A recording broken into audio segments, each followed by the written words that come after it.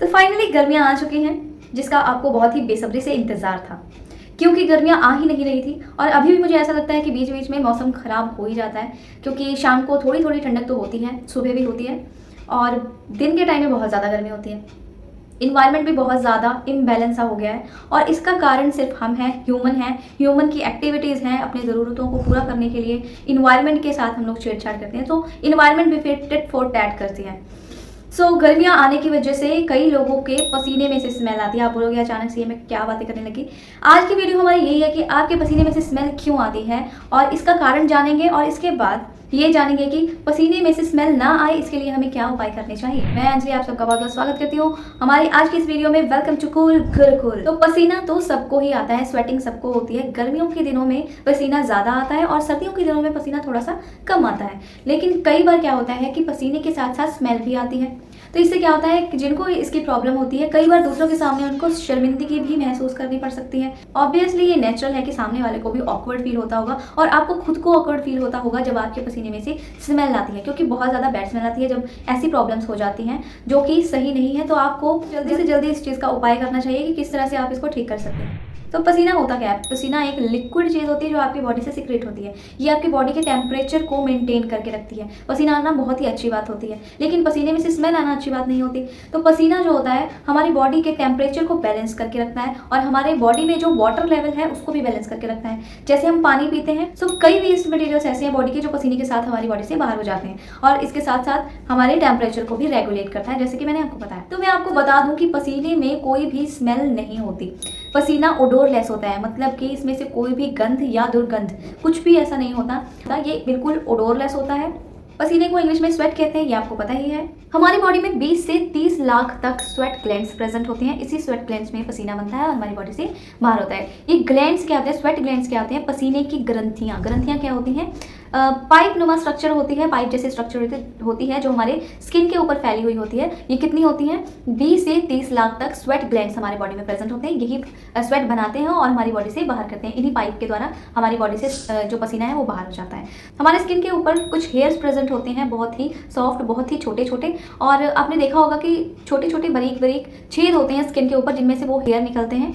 और जो कुछ स्वेट ग्लैंड्स होते हैं वो इन्हीं होल्स में आकर ओपन होते हैं, और बाकी के स्वेट ग्लैंड्स जो होते हैं बाकी हमारे पूरे स्किन के ऊपर फैले होते हैं। ठीक है, तो ये स्वेट ग्लैंड्स होते हैं पसीना प्रोड्यूस करने वाले। अब जैसा कि मैंने आपको बताया कि पसीने में तो कोई स्मेल होती ही नहीं है, पसीना तो ओडोरलेस होता है, तो पसीने में से स्मेल आती तो आती कहाँ से है?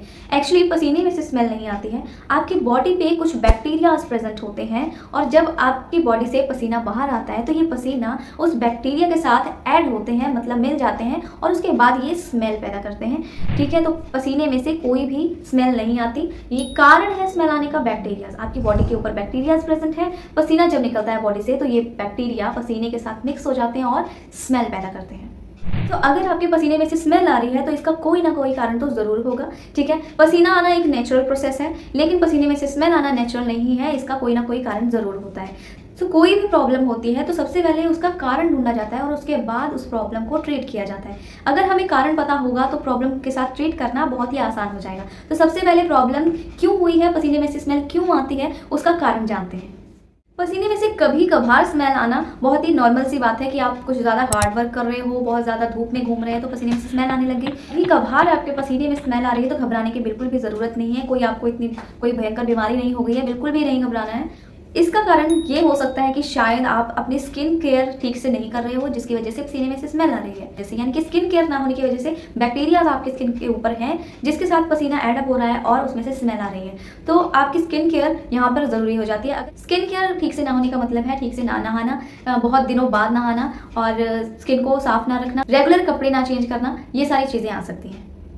लेकिन रेगुलर अगर आप स्किन केयर कर रहे हैं, साफ सफाई रख रहे हैं, फिर उसके बावजूद भी पसीने में से बहुत ज़्यादा स्मेल आती है, बहुत बैड स्मेल आती है, नहाने के बाद भी स्मेल आती है, तो कहीं ना कहीं वो एक प्रॉब्लम है जिसे ठीक करना बहुत ज़रूरी है ना। इसके अलग अलग तरह के मेडिकल कारण हो सकते हैं।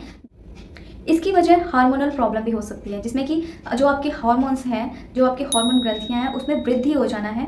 और इसके जो लक्षण होते हैं वो क्या होता है? रात को बहुत ज़्यादा स्वेटिंग होती है और इसमें से बहुत ज़्यादा स्मेल आती है। इसके साथ साथ ही हॉट फ्लैश भी होते हैं।